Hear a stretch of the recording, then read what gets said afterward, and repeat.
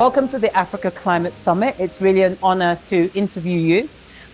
This is the largest gathering in the continent's history on the issue of climate change and Africa's response to climate change. You run a bank. Why are you here?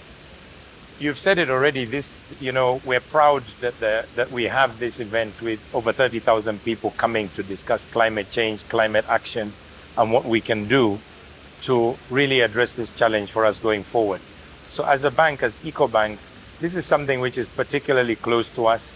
We were one of the signatories at the last COP, where among 55 private companies, we signed up to make certain commitments to addressing climate change, to being more predictive and more proactive around managing our climate action, and ultimately being accountable. Because if we, as a Pan-African institution in 35 countries across the continent, are not doing it, then why should others do it? So I think we have to lead the way.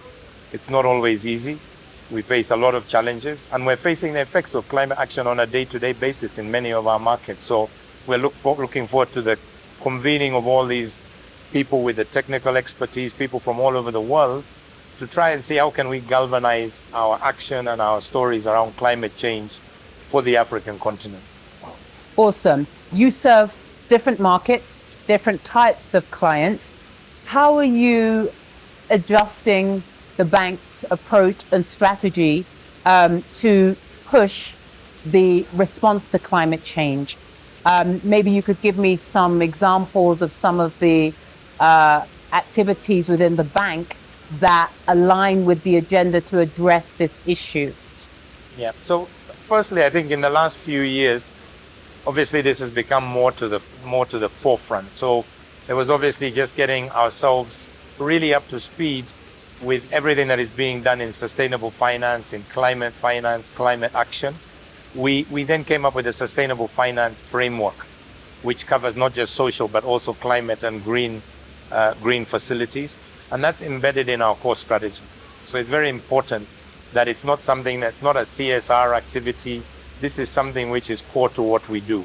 So as a bank, that then guides things like our risk framework, our policies, how we run our businesses. So as an example, in our Lome head office in Togo, we have got solar panels, and pretty much 50% of the power that we use is generated on site. And we're saving over 1,000 tons of carbon every year. So that's one example. We're now looking at saying, how can we put solar power across our 35 countries, across our branch network? So that's something we can do. Those are choices we can make that will make an actual difference. Then there's things like, how do we work with our customers to support green financing projects? How can we support in capability building, awareness, reporting? Those are all things that we can do. How do we work with governments, public-private partnerships? How do we finance climate action? These are all things which we are thinking about. And when we come to forums like this, we hear some best practices that are being done out there, and then we can make contact. So yesterday I was on a panel and we were talking to a company that does regenerative agriculture and generates carbon credits. And I'm like, that's a cool project, right? Why can't we do this? We have a lot of arable land. We're in all these countries. If we can take a successful project like that and then roll it out in multiple countries, or even if we just connect people, that's how I believe we make change. And that's really why we're here and passionate about this. Fantastic. That's great. Is it very difficult? Is it a challenge for Ecobank and the banking sector? Absolutely. And tell us about some of those challenges. Tell us about some of those challenges. I think the first thing is, and this might be somewhat controversial, in terms of the contribution to greenhouse gases, it's about a 3%. Now, we are obviously having to fit in when it comes to climate action in as big a way as other countries who obviously contributed much more, right? So the standards are typically global standards. We understand that because we have to make a difference. But when it comes to financing, they estimate between 2.7 and $3 trillion is going to be needed between 2020 and 2030. African banks, even if they put almost all their money towards this, cannot finance this alone. They cannot manage this risk. So if we're thinking that African banks are going to do it alone, I think we're mistaken, because we also have to manage the size of our portfolios, diversification of our portfolios. And then we also have to make sure that we have bankable projects that we can actually use. So I think we're going to need partnerships, the multilaterals, the bilaterals. We're going to need governments supporting us. The financial environment at the moment is quite challenging from a macro level. Even governments are struggling to raise money in international financial markets. So now if you say, I want to raise that money, but I also need to raise green finance, it's not always easy. I think the bankable projects finding their way through the system and actually to get the financing and to actually take off is another real challenge.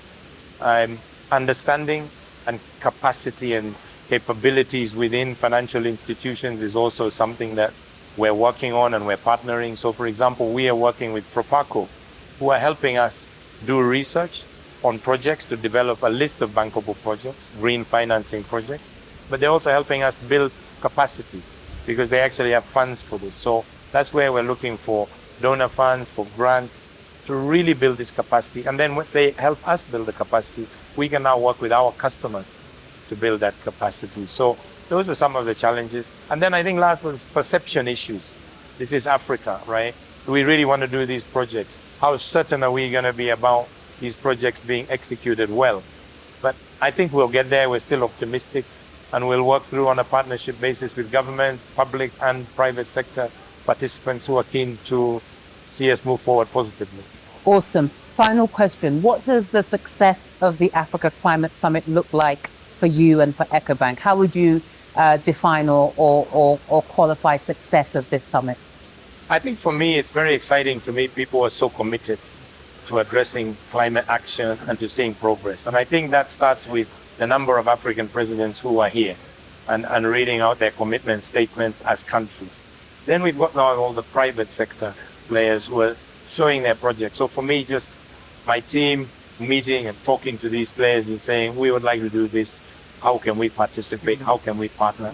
And then also meeting the finance fraternity and discussing our challenges and opportunities. And we're really hoping for COP28 that we can come up with a coherent story and narrative that we can take out globally. And I don't think we've done it as successfully as possibly we could do. Yeah. And it's just a reality. We're all competing in this space for voice. Yeah. And I think at COP28, with this work, we'll be able to go with a much coherent narrative and ask for the support where we need it.